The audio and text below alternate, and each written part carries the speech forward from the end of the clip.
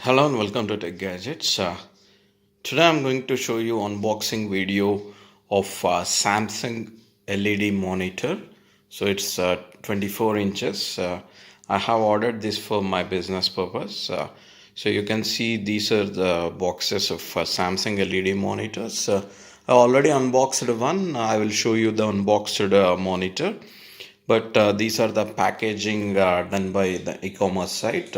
So they have done a good packaging, and I have got this monitors in a very good deal on sale. So I will show you now.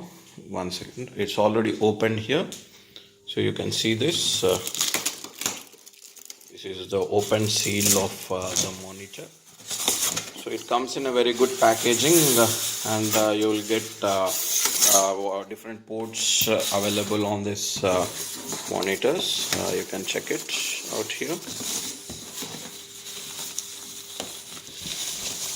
So this is how the monitor looks. It looks very big. So this is how it looks, and at the back side you will get HDMI and VGA port for connecting it to your CPU or laptop. And I got it in a very good deal from Flipkart. So on the sale, Republic Day sale, you can see this. These are the brand new, and it comes with good packaging, and they have arranged these sheets for protection.